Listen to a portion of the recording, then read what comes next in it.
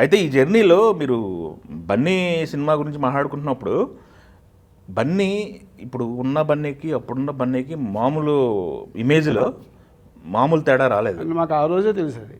అవునా? ఆ రోజు ఒకటి చెప్తానండి, గంగోత్రి సినిమా చూసాం. అందరు అబ్బాయిల్ని హీరోగా చేస్తున్నారు కదా, నేను మా అబ్బాయిని హీరోగానే చేద్దాం అన్నాం కదా. అలాగే అరవింద్ గారు బన్నీని చేద్దామన్న గంగోత్రి సినిమా కేవలం డైరెక్టర్ గారు మేనేజ్ చేసుకుంటూ చాలా జాగ్రత్తగా సినిమా తీసి పాటలు అన్ని పెట్టుకుని సూపర్ హిట్ చేశారు. ఈ అబ్బాయితో మళ్ళీ ఏం సినిమా చేయాలి?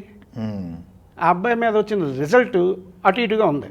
అంటే యాక్టింగ్ కాదు కానీ గంగోత్రి సినిమాలో ఒక సీన్ ఉంటుంది, సుమన్ గారికనే తండ్రికి కొడుక్కి ఒక సీన్ అద్భుతంగా చేశాడు బన్నీ.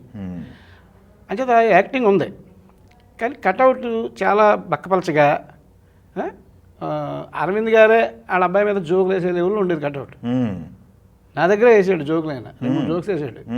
అలాగా ఈ అబ్బాయికి ఏ క్యారెక్టర్లు వస్తాయి ఏంటి అనే టైంలో ఆర్య అనే సినిమాకి వాళ్ళ దగ్గరికి వెళ్ళడానికి రాజుగారికి బన్నీని సెట్ చేసింది నేనే. అవునా? వాళ్ళ కథ విన్నారు. రాజుగారు సుకుమార్ గారిని తీసుకెళ్ళి బన్నీ కాంపౌండ్ అరవింద్ గారికి కథ చెప్పించారు.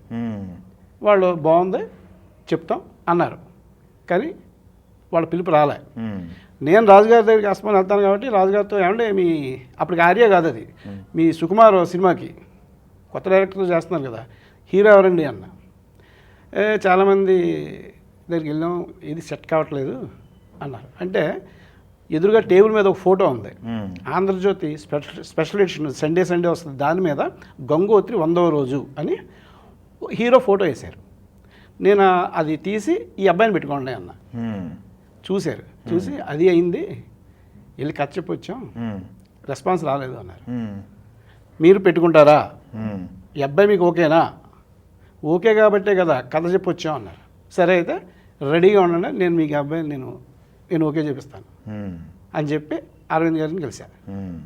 అరవింద్ గారు ఏంటి ఏం మాట్లాడాలంటే, ఒక సినిమా విషయం మాట్లాడాలి మనోడికంటే, ఓ పని చేసేస్తానండి, ఒక్క మాట కూడా మాట్లాడే టైం లేదు నాకు, నేను అర్జెంటుగా బయలుదేరి రాజమండ్రి వెళ్తున్నా ఇవాళ, మళ్ళీ ఎల్లుండి వచ్చేస్తా, వచ్చిందని మాట్లాడదాం అన్నాడు. సరే అనే లోపు అన్నాడు, బహుశా రాజమండ్రి ప్రయాణం నీకు కూడా ఉండుంటుంది అన్నాడు ఆయన. అవునండి, ఇవాళ నైట్ నేను రాజమండ్రి వస్తున్నాను. ఇద్దరు లేదు ఒకే పని. ఆయన చిరంజీవి గారు కూడా వస్తున్నాడు, నేనేమో వినాయక్ గారు కూడా వెళ్తున్నాను. ఆయనేమో స్పెషల్ ఫ్లైట్లో వస్తున్నాడు, నేను వినాయక్ గారితో సాయంకాలం గోదావరి ఎక్స్ప్రెస్ ఎక్కుతున్నాం జర్నీ. అప్పుడు పని చేద్దాం సత్యనారాయణ, నువ్వు వస్తున్నావు కదా నేను వస్తున్నాను, వచ్చేటప్పుడు చిరంజీవి గారు ఒక్కరో వెళ్ళిపోతారు ఫ్లైట్లో, నువ్వు కలిసి వెనక్కి వద్దాం, జర్నీ చేద్దాం, ఆ జర్నీలో మాట్లాడుకుందాం అన్నాడు. అలాగే సార్ అన్న. అలాగే మర్నాడు ఆ జర్నీ మళ్ళీ అందరికీ గౌతమి బుక్ చేశారు.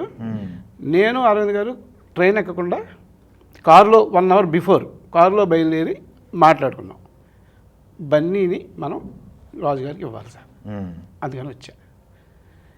కథ విన్నానయ్యా, 3 గంటల సేపు చెప్పి ఇంటర్వ్యూ అన్నాడు, నిద్ర వచ్చేసింది నాకు. సుకుమార్ గారు అన్నాడు. సుకుమార్ గారు లెక్చరర్, బేసికల్లీ ఏ విషయం చెప్పినా చాలా డీటెయిల్డ్గా 10 నిమిషాల విషయాన్ని గంట సేపు చెప్తారు ఆయన. అసలు ఉదాహరణ, ఆయన లెక్చరర్, ఆయన ప్రవృత్తి ఇది 2 ఫస్ట్ ఫిల్మ్ అది. అవును, ఒక లెజెండ్ ముందు కూర్చుని కథ చెప్పడం అంతే, కొంచెం ఇదిగా ఉంటుంది, ఏదో అయి ఉంటుందండి. కానీ అబ్బాయి చాలా టాలెంటెడ్. నువ్వు విన్నావా కదా? నేను విన్నానండి, ఉత్తిదే వినలేదు, విన్నాను, చాలా బాగుందన్న. సరే అని చాలాసేపు మేమిద్దరం కారులో లింక్ చేస్తూ సరదాగా కౌలు చెప్పుకుంటూ ఇదే విషయాన్ని మాట్లాడుతూ, రాజుగారి గురించి అరవింద్ గారికి తెలియదు. రాజుగారు అప్పటికి దిల్ అనే సినిమా ఫినిష్ చేసి ఉన్నాడు అంతే, ఇంకా రాజు ఎవరో ఆయన తెలియదు. మరి ఆయన ఏంటి పుడోహరో కెపాసిటీ అది ఇది లేదండి, డిస్ట్రిబ్యూటర్ ఆయన పర్లేదండి, ఆయన మంచి మేకర్ అండి, బాగా తీస్తాడు సినిమాని, ఏదో గాలికి డైరెక్టర్ పెట్టేహాం అని వదిలేయడు. ఆయన గొప్పతనాలని చెప్పుకుంటూ మంచి చెప్పుకుంటూ ఏలూరు రైల్వే స్టేషన్కి వచ్చాం. ఇక లాస్ట్ అక్కడ దిగి ట్రైన్ ఎక్కేస్తాం.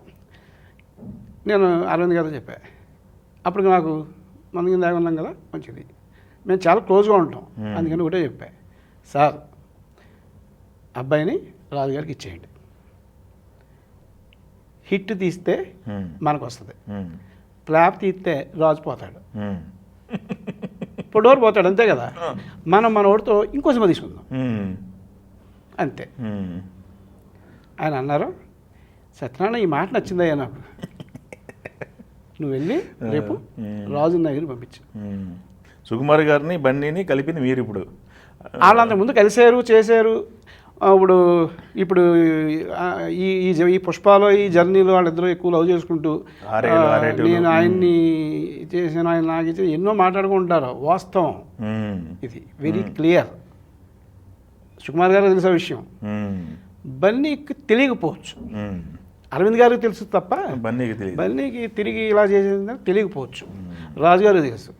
అందుకే రాజుగారు ఎప్పుడు కూడా నా డిస్ట్రిబ్యూషన్ ఆఫీస్ని, నా ప్రొడక్షన్ ఆఫీస్ని వాళ్ళ లెవెల్కి ఇలా వచ్చాము అంటే కారణం వన్ ఆఫ్ ది, 10 మంది ఉండొచ్చు అందులో ఒక రీజను సత్యనారాయణ రెడ్డి అనేది రాజుగారు ఇప్పుడు నాకు అలా మాకు ఏం కావాల్సి చేస్తారు. సూపర్. నేనంటే బాగా ఇది వాళ్ళు చెప్పుకుంటారు, ఇలా మాకు ఈ సందర్భంలో ఇలా వచ్చింది అని వాళ్ళు చెప్పుకుంటారు.